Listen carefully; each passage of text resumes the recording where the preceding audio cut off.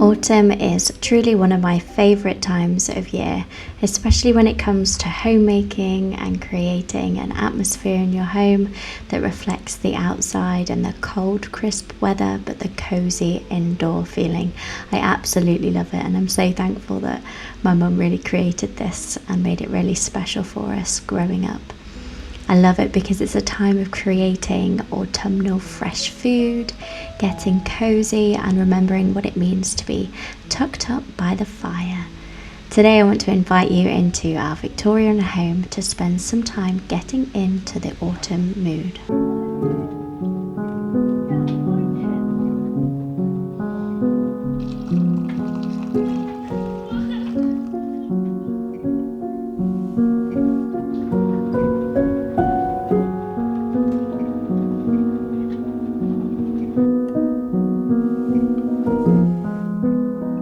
I shared a few days ago about needing to really slow down as I come to the end of this pregnancy, and that is definitely being represented here in the start of our homemaking week. I've been taking super slow, relaxed mornings with the children, and to be honest, hardly getting dressed, sort of getting ready for the day, but just taking that pressure off myself to be up and dressed and kitchen clean and have bread going and all of the tasks that I normally get done and laundry and all of those things. Just taking the time to really slow down and spend the time with the kids. And I'm also aware of the changes that are coming up soon with this baby and just how much is going to change for my two children that I've already got, not least for us as mum and dad, but also for the children and how that transition is going to go for them. So I've been trying to spend a lot of time with them, trying to nourish their little souls and fill up their love tanks as much as possible before these changes begin.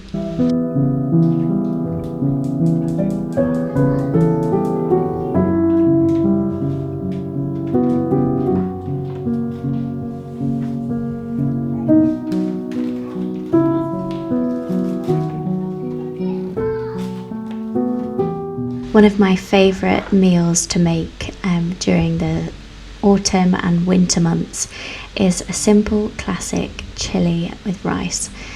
And I'm just proving here that you really don't need a lot of ingredients to go into this, because we were really low on groceries at this point, and so I just simply added beef. We didn't have any onions, any garlic or anything fancy. I just added some mushrooms that, to be honest, were a little bit on the old side, but really you couldn't taste it. It was absolutely fine. The kids enjoyed it also. Sometimes I'm put off doing particular recipes because I don't have the ingredients in the cupboard, or because I don't have that one fancy herb or spice, but honestly it's just a matter of going with it anyway, and that's what I've been learning to do in my homemaking recently, particularly as the recipes for the autumn make an appearance and learning new things and new skills. I've been trying to just adapt recipes and go with the flow a little bit more, rather than try and be so perfect and rigid and stick to every little thing that the list tells me to do or that the recipe calls for.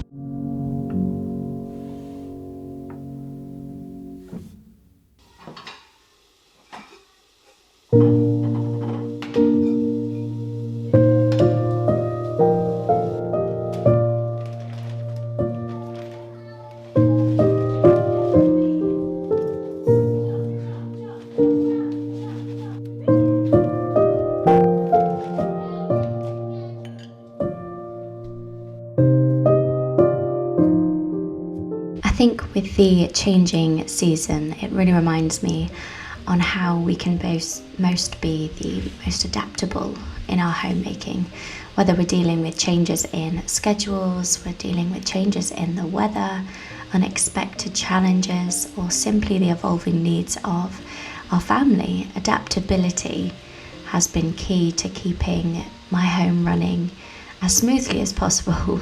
Not perfect, but as smoothly as possible, without losing our peace of mind.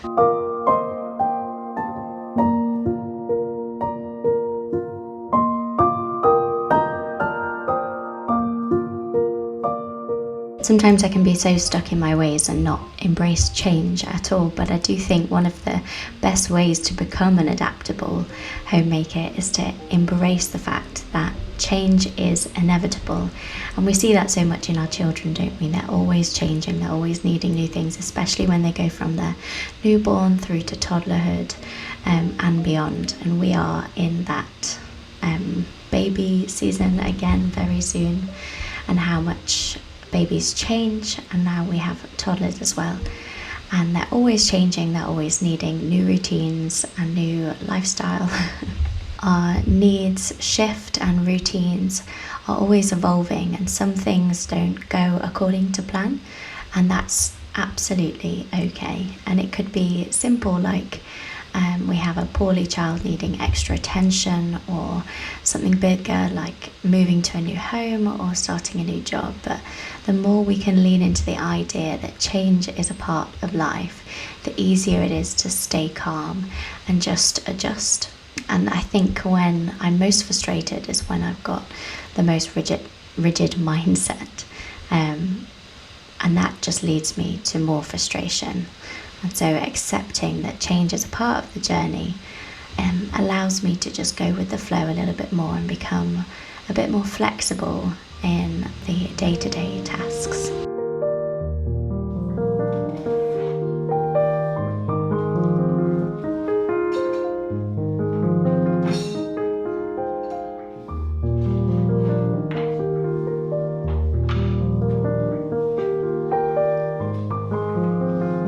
I think while routines are incredibly helpful in maintaining a smooth household, it's important that they are flexible, and rather than trying to plan every minute of the day, which is definitely not me in this season of life, creating routines that can actually just bend and shift when things don't go exactly as planned. For example, if you set a cleaning routine but something urgent comes up, don't stress about completing everything right then. Maybe you could break it down into smaller tasks that you tackle throughout the day or even the week, or just surrender it all together. Honestly, I have been doing that this past week as my daughter has been quite poorly. I've just surrendered everything, and not being able to get the laundry done and all the tasks that I've got on my to-do list, but just surrendering it and saying, hey ho, we'll be able to get to it at some point, I'm sure. Another big part of being adaptable as a homemaker is learning to kind of just be resourceful with what you already have. I do this all the time with decorating the house. We hardly ever buy new things, and really don't like to spend a lot of money, but sometimes also plans change, and maybe I didn't make it to the shop, or our budget's a little bit tighter this week, and that's when being creative with the ingredients that you have on hand can really just save the day, like it did with this very simple chili. Let's just take a minute to talk about sourdough, because I was just so excited about my sourdough starter today. It has really bubbled over, and I did something a bit different before preparing the bread that I was making. With the sourdough starter, I actually used what people call a 1:3:2 ratio. So I took my sourdough starter out of the fridge and added a 1/4 cup of the sourdough starter, and then 3/4 cup, because the ratio is 1:3:2, 3/4 cup of flour, and then 1/2 cup of water, filtered water. And it just made it so bubbly and so fantastic, and really helped the bread making process. I shared last week that I actually had a sourdough bread that did rise, sourdough sandwich loaf. And it's a first for me, almost. I'm learning a lot about sourdough and implementing it into our family routine. So I was really excited when the sourdough starter just took off. So if you're having trouble with a sourdough starter, I would recommend trying a 1:3:2 ratio and feeding your starter and seeing how that goes, and also placing it in a warm place. Now, I think everyone assumes we have a warm house, or that everyone has a warm house, but our house is it's on the cold side, and so I've been switching my oven over to a low, super low setting, and placing the sourdough starter in there when I want it to really do its rising thing, or on a radiator somewhere for a few hours. And that's been really helping the process of it obviously doubling, because it needs some warmth. And so we're learning how to embrace the sourdough. But I was super excited about this loaf and sharing it with the family, and I'll definitely be making this recipe again.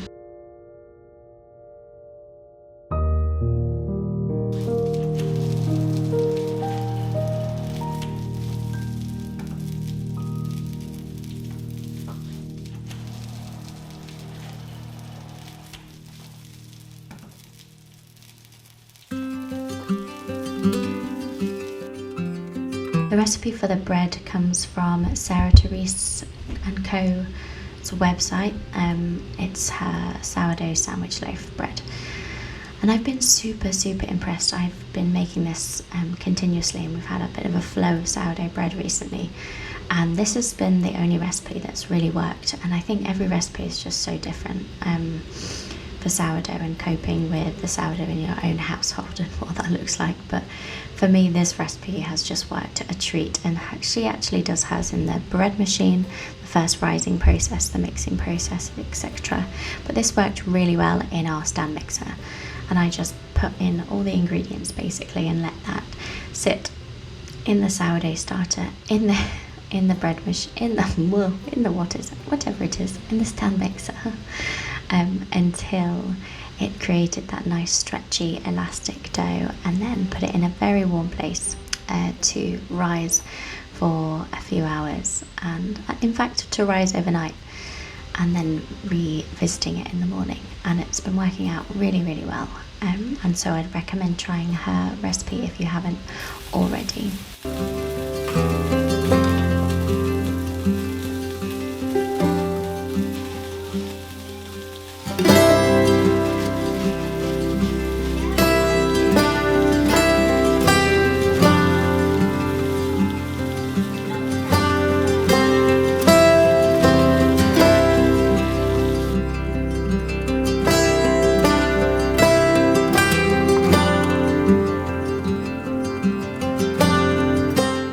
I think one of the most important aspects of being an adaptable homemaker is giving ourselves grace. As much as we want to plan and control things, life happens, and the Lord takes us in different places sometimes.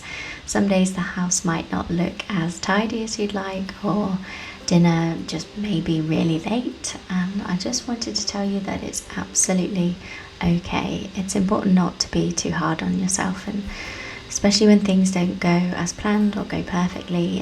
Homemaking is absolutely about progress, and to me homemaking is always about developing those skills that we have and learning new things.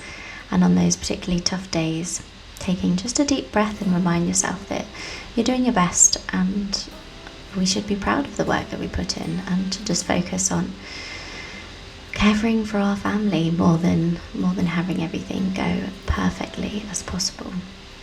Another great way to stay adaptable is by involving family in homemaking, and don't feel like you have to do everything yourself. I definitely always feel like I have to do it all myself, and it doesn't count if I didn't do it. But definitely encouraging your husband and your kids to pitch in as much as they are able and possibly can. It not only lightens your load, but also teaches them responsibility, and they absolutely love it, really. Especially my son at the moment, he's getting into that. He's just turned 2, and so he's really wanting to get involved and help with all the tasks. And whether it's just assigning small chores to your kids, or asking your spouse to help with dinner, homemaking a family effort just can make it all run more smoothly and allow you to pivot when necessary. And it's all about being in a team effort. When everyone pitches in, it makes adapting to changes and different seasons so much easier.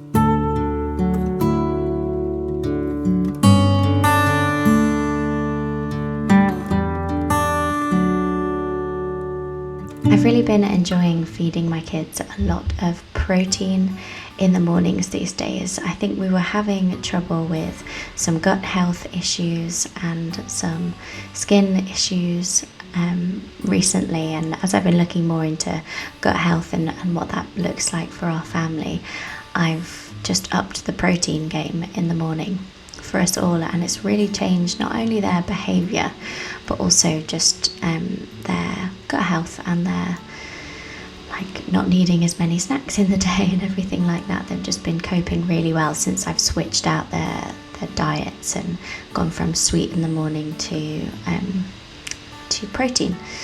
And we do tend to have a smoothie with the protein, just because I like to put their greens in into the smoothie in a secret way. But I've really noticed that this has helped change the family dynamic, and it's really actually improved their behaviour surprisingly as well. And if you're interested in more in gut health and how we're doing that as a family, I can make a video on that for you guys. But I just wanted to encourage you, if your children are going through behavioural issues and things like that, then obviously most things are a sin issue, etc. But actually thinking about what your kids are eating and consuming, and how they're getting on with the food that they're eating is really important, and it really does change the way that they behave. And it's just so amazing that food can do that. Thanks so much for hanging out with me today in our Victorian house, and I look forward to seeing you guys in the next video. May your homemaking be blessed. Praying for you guys, and let me know if there's anything more I can be praying for specifically. See you next time.